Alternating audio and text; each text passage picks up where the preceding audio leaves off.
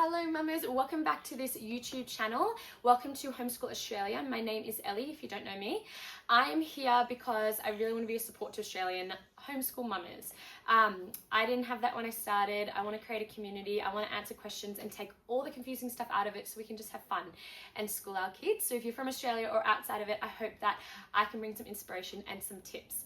Now, today I want to talk about a big topic, which is how do you do homeschool while juggling so many other babies? If you're like me, I've got 4 kiddos, would love to have some more, and I'm planning to homeschool from the start all the way to the end. So let's dive into some tips and tricks, and I hope that it can give you some confidence in this. Alrighty mamas, let's dive into my 4 tips. Now these are just a few, there's so many more, but I hope these can help you. First one is intentionality. Second, know your own capacity level. 3, figure out what curriculum works well for your family. And 4, routine. Alright, so let's dive into intentionality. I think it's easy when you've got a lot on to just think, I'm just going to slip in bits of school when it works, when it's easy, when everyone's in a good mood. No, unfortunately, life is full and busy, and you're probably, as a busy mum, going to find a million other things you should be doing or could do rather than just what is needed in that moment to get school done. There's always another nappy to change, always more food to make, always a child saying they're hungry. If you're not intentional, you probably won't get to school that day and the kids will just have fun and play.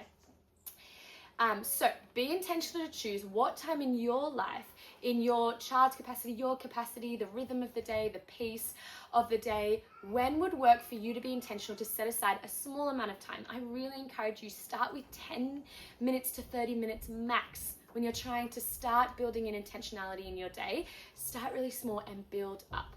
Figure out when it suits for you. So for us, it's always morning tea. I find before lunchtime, the kids have the best ability to listen and concentrate. They're the most eager to do things with me, and food always brings around a crowd and helps the little ones stay content. So that brings me on to idea number 2, capacity levels. Have a think about what your current capacity is, and know this moment that your capacity grows, especially when you choose to have an open mindset about what you are able to do and you learn from others rather than feeling discouraged by others who are ahead of you in the game. Learn and believe that you can grow in capacity, and you truly will, even if it takes a long time. My life is a huge testament to that. So figure out what your capacity is. Do you feel like right now your capacity is to have a little one on your lap while you do English with someone? Is it you need to wait for when your husband gets home from work and you sneak away for just 10 minutes? Is it when your child's asleep? Because there's no way you could get anything done with your 2-year-old's current behavior. For me, I attempt to do it while I have all of them because I value rest time in the middle of the day so much. When my babies are asleep and my older ones have rest time, I really value that time to pour into other things. So I do it at morning tea.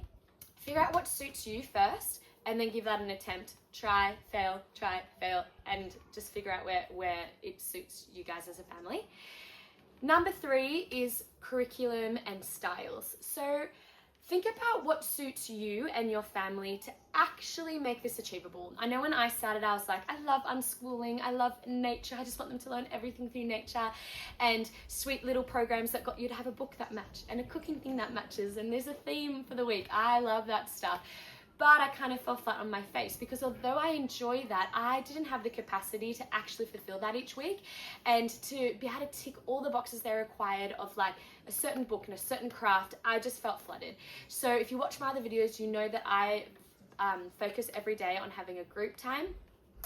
Then I do maths and English at 2 separate times of the day in small lots so that my kids can achieve that and not get burnt out. That's what works well for me. And then we include all the other subjects through life learning, a few intentional ideas here and there, and through our homeschool group. But figure out a curriculum that actually works for your child's level and for you. So we, for example, use a curriculum for English and maths, which is the Good and the Beautiful. And I really like it because it's literally 10 to 20 minutes for each child to do theirs, and it's very fun and playful and around stories, but I pick it up and I go.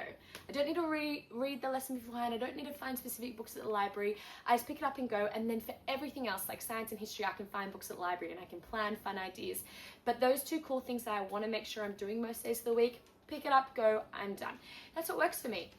Figure out what you would enjoy and what can actually slot into your life, and that should help you teaching while juggling having little ones around.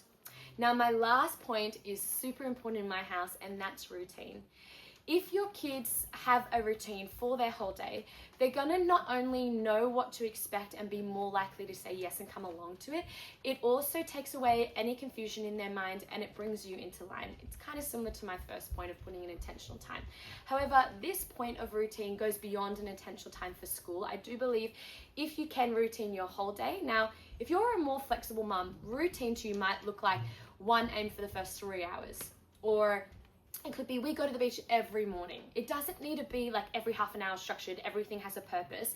It's just putting intentionality and a pattern. It's more about a pattern in your day so your kids and you know what is next. You're not stressed about doing the cleaning or the laundry because you know when you're doing that because you've got a routine. If you do that, I find little ones, especially like toddlers and babies, know what is happening every day, and so when the older kids need to do their certain school time, you'll do the same thing with that toddler or baby every day. So that might be you have a special basket they play with, that might be they can snuggle mum, they eat their morning tea, they're in bed, whatever it is, it's something that is repetitive to their brains, so they kind of fall into line and they're like, oh yeah, I know mum does this. Now that doesn't mean it's going to be easy. Obviously, the biggest struggle with homeschool is little ones. Like, it's not the homeschool age kids, it's the little ones. So it's definitely a challenge, but something I've done in my years of learning and research is follow along to those who are ahead of me and watch how they practically do it. And it has just brought me so much encouragement to know not only can I do it, but it's okay if it looks messy. There are days where everything goes out the door because the little ones are just not behaving properly, or the older ones don't want to do things, and that's okay. It's the beauty of homeschool. It's so flexible. You have so much time to achieve what you want to do. I have all of my details down in the description below, and then obviously my bio. I'd love to connect with you personally. Something that I offer is consultation calls. And the reason I do that is because it's good to watch videos and it's good to answer a question here or there on an Instagram DM, but sometimes it's good to just see someone face to face and go, okay, this is my actual scenario. I have twin 2-year-olds. What could I do? Or I don't feel like I had the capacity to do it outside of rest time, but now I've lost my time to be a human. And just little more nitty-gritty questions of how do I put this into place in my real life can be a super helpful tool to just chat it through. So please do check out that link. It'll be in the description. Book in a call with me. Email me if you want to ask when that can be done if you don't like my time slots. And I'd love to journey this out with you. Otherwise, follow me on Instagram because that's where I'm connecting every day to encourage you homeschool mamas and for us to all do it together through the good and the bad. I'll see you next time.